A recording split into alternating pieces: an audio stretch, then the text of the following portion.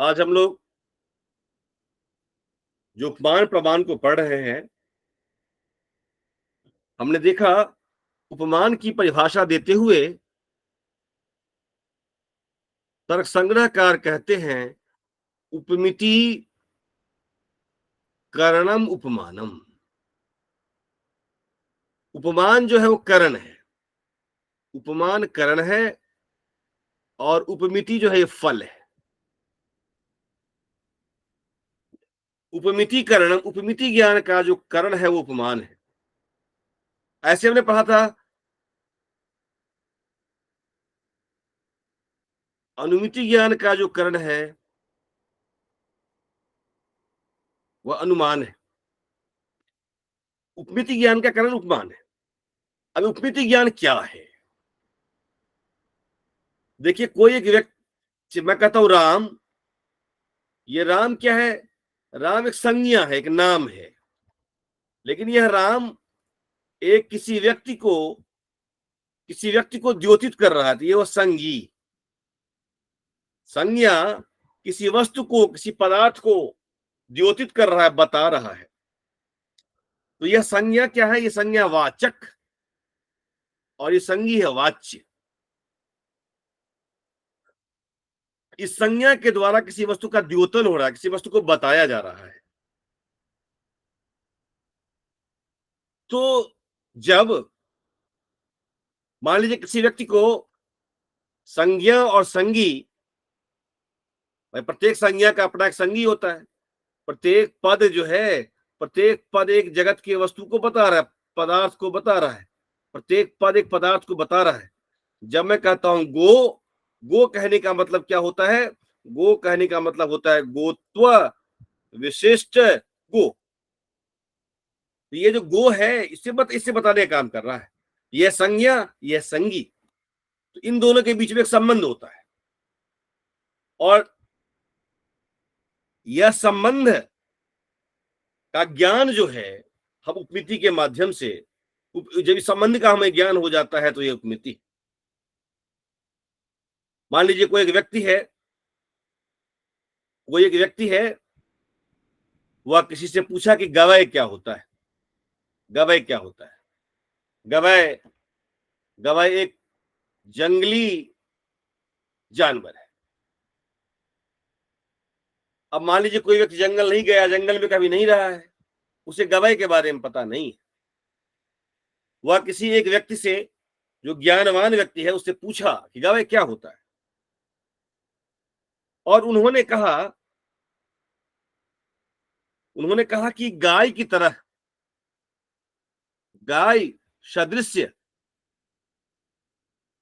सदृश्य गवय होता है। गाय और गवय में कुछ सादृश्यता होती है। गाय और गवय में कुछ सादृश्य है। गो सदृश्य गवय। अब वह व्यक्ति जो है, इसको याद रखा। गाय को देखा हुआ है, चूंकि गांव में रहने वाला व्यक्ति है, गाय को देखा हुआ है।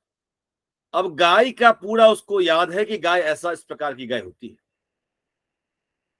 अब जैसे ही जंगल में गया और उसके सामने गवय आया, अब उसको चूंकि गाय के बारे में पता है, तो गाय और गवय के बीच में जो एक सादृश्यता का संबंध है, गाय पता है, सादृश्य पता है, उसे पता है गाय और गवय के बीच में सादृश्य होता है।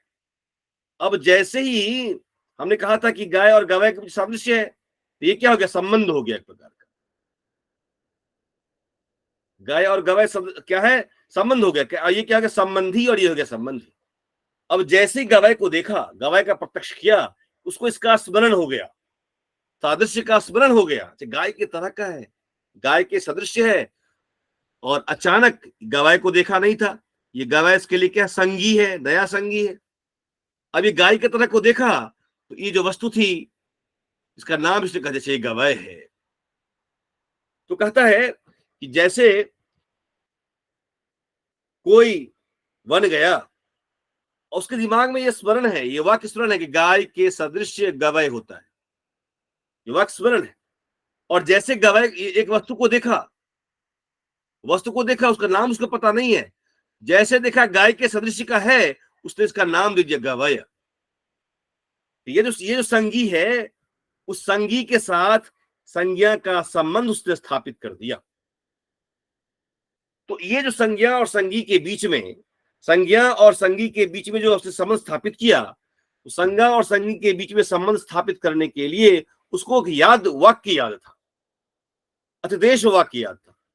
यहाँ का ये वाक्य यहाँ नहीं है, पहले कभी उसने किसी से सुना था, उस अतिदेश वाक्य को यहाँ लागू कर दिया कि गाय किसी से गवाय होता है। तो ये जो संबंध का ज्ञान उसको हुआ, यही ज्ञान उपमिति है, और इसका जो कारण है, इसका जो करण है, उपमान है।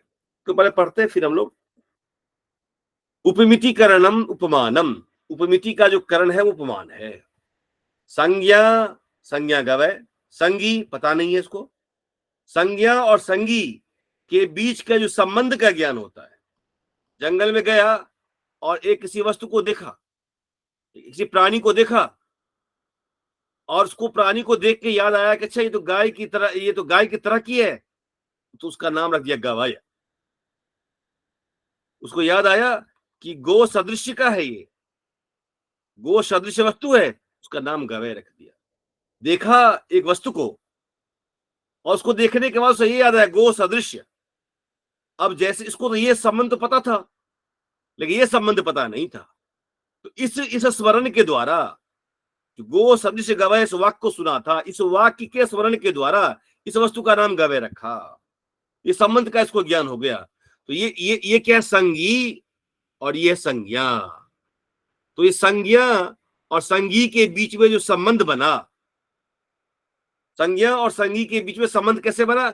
सादृश्यता के आधार पर, कि गो के जैसा गवय होता है, इस सादृश्यता के आधार पर इसका नाम रखा।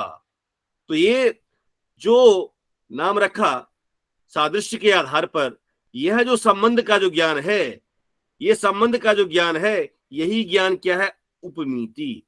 उपमिति, उपमिति। तो ये सादृश्य के कारण, सादृश्य के आधार पर इस वस्तु का नाम गवय रखा। तो सादृश्य ज्ञान क्या हो गया? करण हो गया। सादृश्य ज्ञान क्या हो गया? करण। सादृश्य के ज्ञान के तुरंत बाद क्या हो गया? फल मिल गया आपको। तो कहता है कि संज्ञा संगी संबंध ज्ञानम उपमिति ही तत्करणम सादृश्य। उसका करण क्या है? सादृश्य ज्ञान। तथा ही अतिदेश वाक्यार्थ स्मरणम अवांतर व्यापार। देखिए, करण, करण क्या हो गया? करण हो गया सादृश्य ज्ञान। व्यापार क्या हो गया? सादृश्य देखा, उसको याद आ गया। क्या याद आ गया? अतिदेश वाक्य, वाक्यार्थ स्मरण, और इससे क्या हुआ? ज्ञान हो गया उसको, उपमिति ज्ञान हो गया। उपमिति ज्ञान का कारण क्या है? सादृश्य ज्ञान। व्यापार क्या है? वाक्यार्थ स्मरण। तथा ही जैसे कश्चित गवय शब्दार्थम जानन कुतश्चित आरण्य पुरुषाद गो सदृशो गवय इति श्रुत्वा वनम गतो वाक्यार्थम स्मरण गो सदृशम पिंडम पश्यति। भाई, गाय के सदृश किसी पिंड को देखा, और जैसे पिंड को देखा तो तदनंतरम असौ गवय। तो ये जो पिंड है गाय के सदृश का है, अच्छा यही गवय है, इसी पिंड का नाम गवय रख दिया। तो इस पिंड को गवय नाम कैसे रखा? क्योंकि इसको वाक्यार्थ स्मरण आ गया, गाय के सदृश गवय होता है, और ये सादृश्यता गवय में है। तो ये सादृश्य जो हो गया वो करण हो गया, और जैसे सादृश्य को देखा उसको याद आ गया, अच्छा गाय की तरह कुछ दिखा उसको, उसे याद आ गया गाय के सदृश गो होता है। 3 स्टेप हुआ इसमें। पर उसने क्या हुआ? उसको पहले से ज्ञान किसी ने बताया कि गो सदृशम गवया, ये इसको याद हो गया। अब वो जंगल में गया, जंगल में किसी पिंड को देखा, पिंड को देखा, पिंड को देखने के बाद, किसी पिंड को देखा,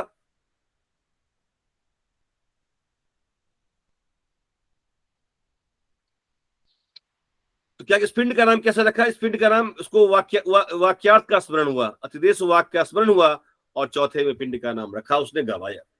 तो हमने देखा कि सादृश्य ज्ञान करण है, वाक्यार्थ स्मरण व्यापार है, और उपमिति गवय का जो ज्ञान है वह उपमिति ज्ञान है। ये उपमान प्रमाण था हमारा। इसके बाद जो सबसे महत्वपूर्ण है, मैं इसको जरा सा शब्द बोध पे बात करूंगा कि शब्द बोध क्या है। समझिए कि शब्द बोध, मैंने कहा था कि 4 प्रकार के ज्ञान होते हैं। प्रत्यक्ष ज्ञान,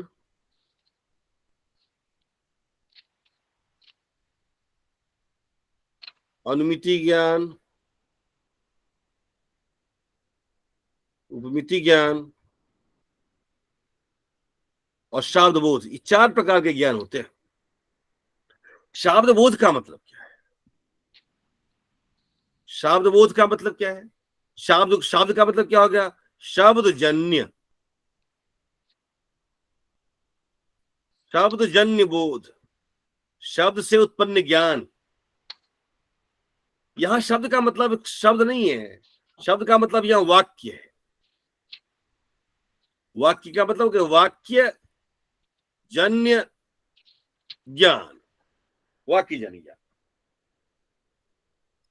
तो ये वाक्य जो कुछ भी हो सकता है, ये वाक्य ऑर्डिनरी लैंग्वेज हो सकता है, हमारी भाषा, आपकी भाषा, किसी व्यक्ति की, सम्मानित व्यक्ति की भाषा, उपनिषद के वाक्य, वेद के वाक्य, नहीं, भगवत गीता के वाक्य, रामायण के वाक्य, महाभारत के वाक्य। भाई किसी प्रकार के वाक्यों से जो ज्ञान हमें उत्पन्न होता है, और यह शब्द जो है, क्योंकि इसी से वाक्य से ज्ञान उत्पन्न होता है, तो ये जो यही वाक्य प्रमाण है। लेकिन न्याय कहता है कि किसी भी भाषा में जो सबसे छोटी इकाई है, संप्रेषण की सबसे छोटी इकाई जो है, अपनी बात को कहने की सबसे छोटी जो इकाई है, वो क्या है? वाक्य है। सबसे मिनिमम वाक्य है। तो मैं कहता हूं कि भाई, अच्छा आप घर जा रहे हो, आप बोल दो जी। अभी जी जब बोल रहे हो, जी हाँ जब बोल रहे हो, जी है पूरा वाक्य है, जी हाँ मैं घर जा रहा हूं, क्योंकि पहले वाले वाक्य से मैंने इसको ले लिया। आप ये नहीं कह सकते केवल जी जो है पूरे वाक्य का आंसर दे रहा है, जी नहीं। यस, जी का मतलब है कि मैं पूरे वाक्य को ले रहा हूं। डिक्शनरी में देखते हैं आप, हॉर्स, हॉर्स मीन्स घोड़ा, अश्व, अश्व का मतलब हॉर्स। आपको लगेगा भाई ठीक है, आप कह सकते हैं कि ठीक है, यहाँ तो केवल शब्द है, यहाँ अर्थ कैसे होता है, यहाँ तो शब्द नहीं है, वाक्य नहीं है, फिर आप कैसे कह सकते हैं कि वाक्य से मुझे ज्ञान होता है? यह वाक्य है। तो अपने अश्व मीन्स हॉर्स, हम जो कहते हैं, हम ले आते हैं अपने सुविधानुसार, वाक्य का निर्माण कर लेते हैं। 2 थ्योरी है इसको लेकर के। कैसे? एक है शब्दाध्याहार पक्ष, ठीक है, अर्थाध्याहार पक्ष। शब्दाध्याहार पक्ष क्या है, अर्थाध्याहार पक्ष क्या है? तो मैंने एग्जाम्पल दिया अभी डिक्शनरी का, या मैंने एग्जाम्पल दिया क्या आप घर जा रहे हैं? जी हाँ। जी हाँ जब मैं कह रहा हूं तो ये मैं घर जा रहा हूं, ये मैं ऊपर से शब्दों को ले आ रहा हूं, अध्याहार कर ले रहा हूं, अर्थ को स्पष्ट करने के लिए। जब मैं कहता हूं हॉर्स, और यह लिखा होता है अश्व, हॉर्स अश्व, ऐसे मैं नहीं कहता। हॉर्स का मीनिंग है अश्व। यहां में कुछ शब्द, इसको पूरे सेंटेंस बना करके इसके अर्थ को मैं जानता हूं, या जो शब्द नहीं है उस शब्द को मैं ले आता हूं। एक पक्ष कहता है, जो न्याय का पक्ष है, कि आपको अगर एक ही शब्द, एक ही पद दिख रहा है, तो एक ही पद नहीं है, वो और पदों को, अर्थ को स्पष्ट करने के लिए ले आता है। लेकिन मीमांसा कहता है जी नहीं, क्या आवश्यकता है, आप किसी भी चीज को बड़ा कॉम्प्लिकेटेड कर देते हो। शब्द नहीं है, शब्द को ले आओ फिर अर्थ करो, क्या आवश्यकता है? भाई शब्द के अर्थ को जान लो, और अर्थ अगर नहीं बन रहा है तो अर्थ को ही अध्याहार कर लो। जैसे मैं किसी को बोलता हूं प्लेस, डोर, द्वारम, क्लासरूम में लोग बैठे हैं, मतलब द्वारम, गेट की तरफ इशारा करता हूं मैं, तो बच्चे जो गेट के पास रहते हैं, और गेट खुला हुआ है तो गेट को बंद कर देते हैं, बंद है तो खुला खोल देते हैं, समझ जाते हैं अर्थ। तो कहता है कि भाई अगर आप, मैं कहूं द्वारम, तो भाई आप ये स्टेप क्यों करना चाहते हैं कि पहले द्वारम पिदेही यहां मैं शब्द को लाऊं, फिर दोनों का अर्थ करूं अलग अलग, फिर मैं वाक्यार्थ बनाऊं? क्या आवश्यकता है? आप केवल द्वारम से अर्थ लीजिए, द्वारम। और जब द्वारम क्रियापद तो है नहीं, तो मैं अर्थ में एक और अध्याहार कर लूंगा मीनिंग का, और यही काम हो जाएगा। इसकी क्या आवश्यकता है? ये प्राभाकर मीमांसक कहते हैं, प्रभाकर मीमांसक कहते हैं अर्थ को ही हम ऐड कर देंगे। अब न्याय इसका आंसर देता है। तो देखिए, आप बहुत स्मार्ट मत बनिए।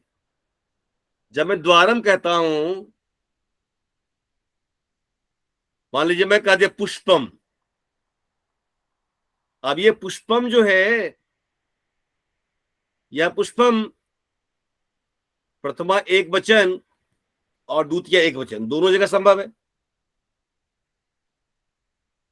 अगर मैं क्रियापद को यहां नहीं लगाऊंगा, अनय क्रियापद को नहीं लगाऊंगा, तो अनभिहिते कर्मणि द्वितीय क्रियापद के माध्यम से स्पष्ट होता है, तो स्पष्ट ही नहीं होगा।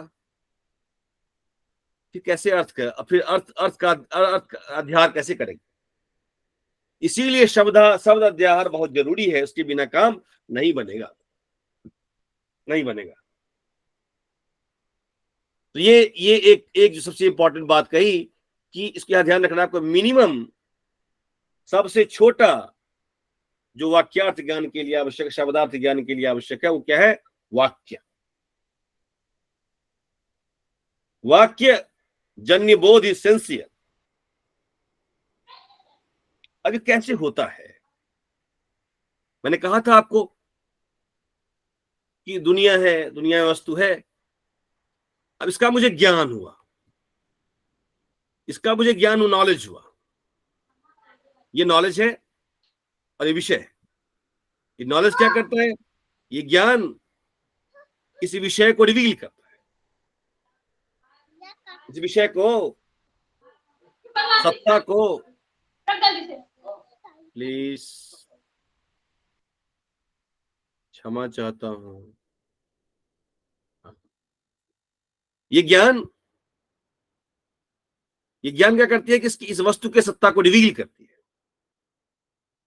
सत्ता विल बी रिवील। और ये क्या होता है कि गो इनसाइड, ये हमारे मस्तिष्क में आता है, आ जाता है। फिर हम क्या करते हैं? फिर हम इसको क्या करते हैं? भाषा में वर्बलाइज कर देते हैं, भाषा में कहते हैं। हमने पढ़ा हुआ है क्या? ज्ञान पूर्वक शब्द व्यापार,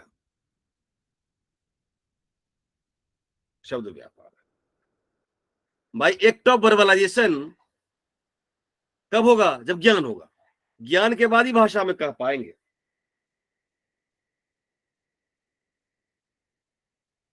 जैसे भाषा में कह दिया हुआ है, एक एक्टिविटी जो है, एक एक्टिविटी फिनिश है, एक एक्टिविटी हो चुका। क्या किया आपने? इस ज्ञान को लैंग्वेज में इनकोड कर दिया। आपको नॉलेज जो हुआ था, ये वर्ल्ड है, और साइट ऑप्शन माइंड, ज्ञान हुआ, नॉलेज क्या क्या वस्तु की सत्ता को रिवील कर दिया। गो इनसाइड मीन्स नोवर इसको जान लिया। अब क्या किया? इसको सेंटेंस में वर्बलाइज कर दिया मैंने। One activity is over here.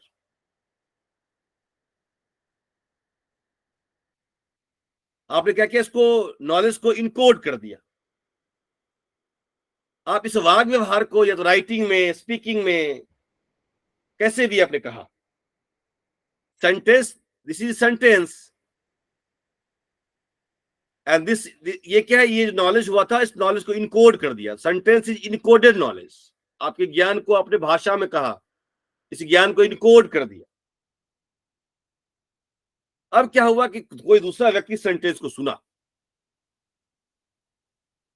Receiver, वो एक व्यक्ति है ना, इस सेंटेंस को सुना, रिसीव किया, इसको रिसीव किया, और रिसीव करने के बाद उसने क्या किया, इसको डिकोड किया, और डिकोड करने के बाद अगर वह उसको यही ज्ञान प्राप्त हो जाए, इट मीन्स ये संवाद हो गया, और अगर यह ज्ञान उसे प्राप्त न हो तो ये विसंवाद हो गया। लेकिन ये आवश्यक है कि जिस भाषा में इनकोड किया गया है उस भाषा को रिसीवर जो है जानने वाला हो।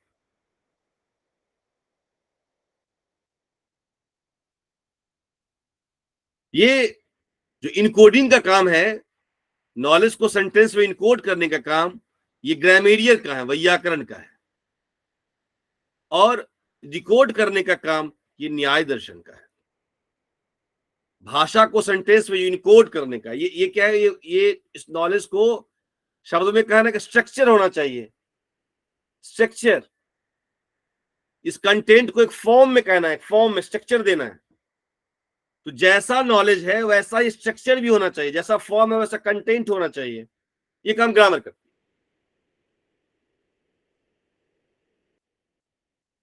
अब देखिए, हमने नॉलेज को वाक्य में वर्बलाइज कर दिया, और वाक्य को सुना और सुन के डिकोड किया, और अगर वही नॉलेज मुझे मिल गया, इट मीन्स हमारा जो ज्ञान ठीक से हमें हो गया, संवाद हो गया। वाक्य क्या है? वाक्य को कहा गया पद समूह। न्याय कहता है पद समूह वाक्य, कलेक्शन ऑफ पद। अब देखिए पद का मतलब यहां क्या है। ग्रामेरियन जो है, ग्रामेरियर पद की परिभाषा करते हैं सुप्तिगंतम पदम, सुप्तिगंतम पदम। कहता है किसी भी वाक्य के दो हिस्से होते हैं। मैं कहूं राम ग्रामम गच्छति, इस वाक्य के दो हिस्से हैं, एक है क्रियापद और बाकी जो है उस संज्ञा पद है। यहां क्या लगता है, यहां लगाते हैं क्रिया प्लस तिंग। यहां क्या लगाते हैं, प्रातिपदिक प्लस सुप। सुप अंत में है, ये हुआ सुबंत और ये हुआ तिगंत। ग्रामीण कहते हैं पद का मतलब हुआ सुप तिगंतम पदम, जिसके अंत में सुप हो या तिंग हो पद कहलाते हैं।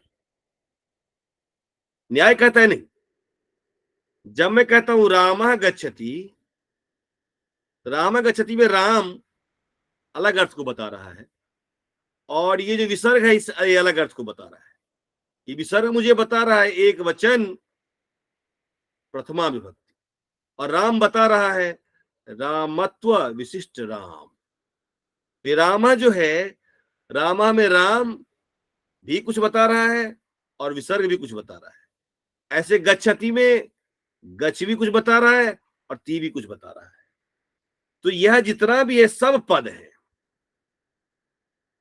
ग्रामरियन में, व्याकरण में दो पद है, रामा गच्छति, लेकिन ये चार पद हो गए, क्योंकि ये कहता है शक्तम पदम।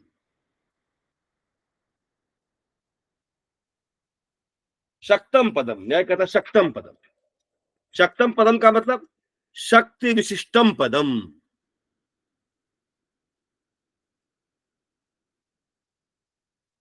शक्ति विशिष्टम, शक्ति क्या है, शक्ति क्या है?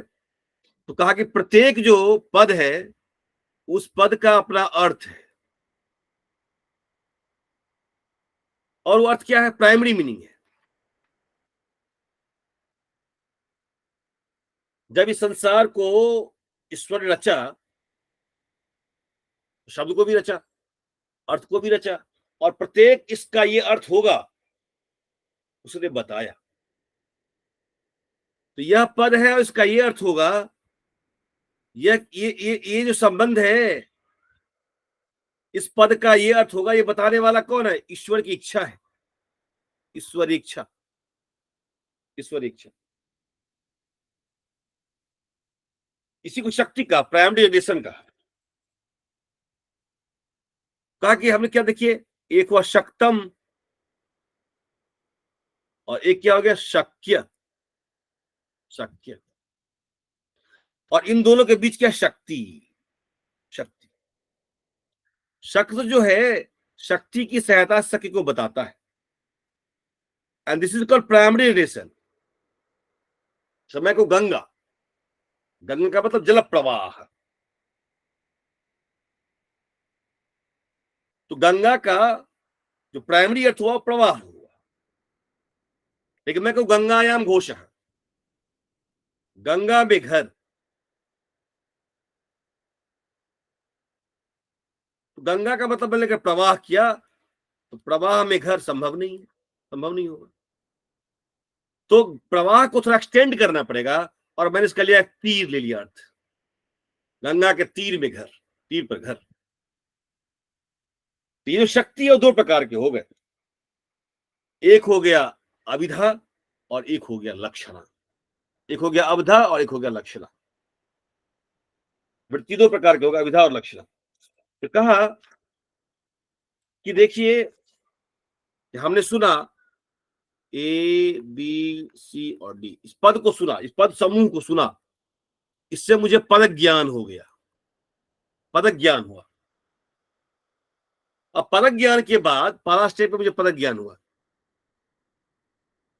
अब पद ज्ञान के बाद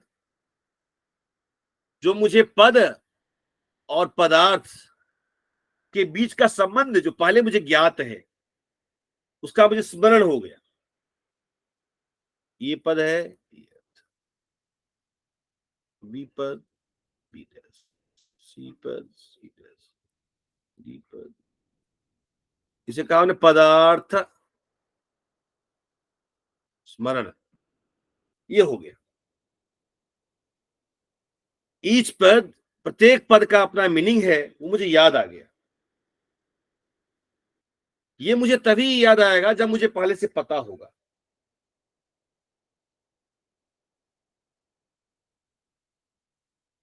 तो कहता है कि ये एक को मैंने देखा, संबंध मुझे पता है, मुझे याद आ गया, और फिर हमने क्या किया, वह जो पदार्थ है, पदार्थ के बीच में संबंध जो है, संबंध को जानने का प्रयास किया, और यही मुझे वाक्यार्थ ज्ञान हुआ। और यही वाक्यार्थ ज्ञान जब हुआ, ये वाक्यार्थ ज्ञान, यही वाक्यार्थ ज्ञान जो शाब्द बोध, शाब्द बोध से उत्पन्न है, इससे उत्पन्न ज्ञान है। इसके लिए अलग अलग दो तीन मत हैं। एक है अन्विता विधान, बोलेगा कैसे ज्ञात होगा, बोलेगा पद के साथ अन्वित होकर ही उत्पन्न होते हैं, अन्विता विधान। और एक है अभितान्वयवाद, और एक है संसर्ग मर्यादावाद। ये तीन थियरीज है जो ये कहता है कि एक पद का दूसरे पद के साथ संबंध कैसे हो, ये तीन तीन थ्योरी बताता है। हमने देखा कि इसकी बात करेंगे हम बाद में, पहले ये पद ज्ञान के द्वारा मुझे जो यहाँ वाक्यार्थ का ज्ञान हो रहा है, यही शाब्द बोध है, यही शाब्द बोध है, यही शाब्द बोध है। तो एक बार पढ़ ले इसको, फिर हम दोबारा पढ़ते हैं इसको।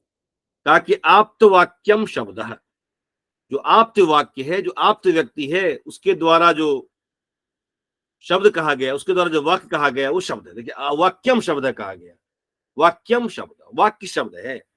आप्तस्तु यथार्थ वक्ता, और आप क्या है, मैंने बताया कि भाई जब वो जानेगा, जब वो जानेगा और फिर भाषा में कहेगा, तो ये ज्ञाता है, नोअर। ये जब इसको जाना तो कहा नोअर में आ गया, जो इसको जान लिया वही कहेगा। तो आप्तस्तु यथार्थ वक्ता, वाक्यम पद समूह यथा ग्राम आनय इति। वाक्य क्या है, पद, पद के समूह को हम वाक्य कहते हैं। शक्तम पदम, पद क्या है, शक्तम पदम, शक्तम पदम, इसमें शक्ति हो, शक्ति विशिष्ट हो। अस्मात् पदात् अयम अर्थो बोधव्य, इस पद का यही अर्थ जानना चाहिए। इति, इति ईश्वर संकेत शक्ति, ऐसा ईश्वर का संकेत जो है वही शक्ति है।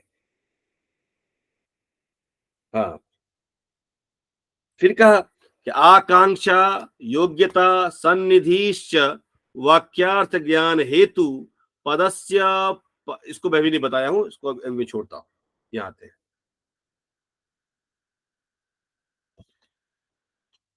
ये इसको देख लीजिए।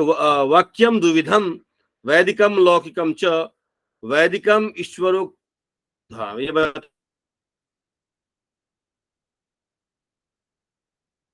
दिया मैंने कि भाई शब्द क्या क्या लौकिकम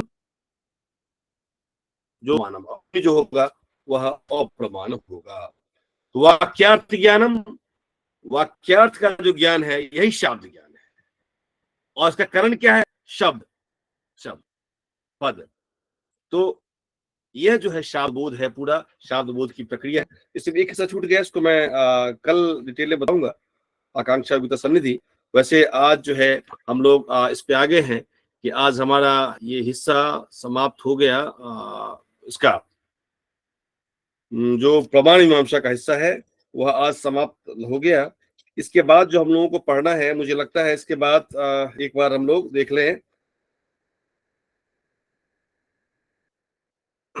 इसके बाद जो हमने पढ़ा था, यथार्थ ज्ञान पढ़ा था हमने 4, और यथार्थ ज्ञान 3 है, संशय विपर्य तर्क। संशय क्या है? चर्चा हम लोग किए थे कि भाई जब एक ही वस्तु है, एक ही धर्म है, उसमें दो या दो से एक धर्मी में दो या दो से अधिक धर्म का संशय हो जाए,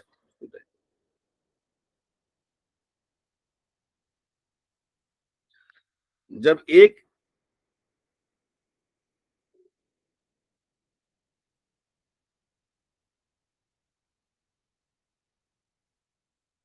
जब कोई एक धर्म है, कोई एक वस्तु है, और उसमें अलग अलग भिन्न भिन्न धर्म, मान लीजिए कि ये है एक वस्तु है, इसमें मुझे ये ज्ञान होने लगे कि यह स्थाणु है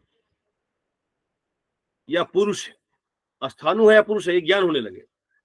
अब एक ही वस्तु है ना, एक ही धर्मी है भाई, एक धर्म में तो एक ही धर्म रहेंगे, लेकिन अगर दो अलग अलग धर्मों का मुझे ज्ञान होना लगे, अच्छा इसे मैं कहता हूं आत्मा,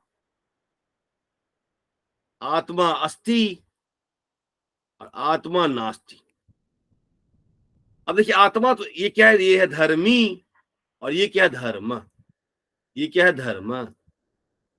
अब भाई ये जो आत्मा है धर्मी, इसमें तो एक ही धर्म होना चाहिए, लेकिन आत्मा धर्मी में दो अलग अलग और कैसा विरुद्ध धर्म।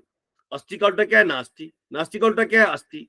तो एक ही आत्मा में दो विरुद्ध विरुद्ध धर्म का ज्ञान मुझे हो रहा है, तो मुझे संशय हो जाएगा आत्मा है या नहीं है। इसी बात को कहता है एकस्मिन धर्मिनी विरुद्ध नाना धर्म वैशिष्ट्य। भाई आत्मा कैसा है? आत्मा कैसा होना चाहिए?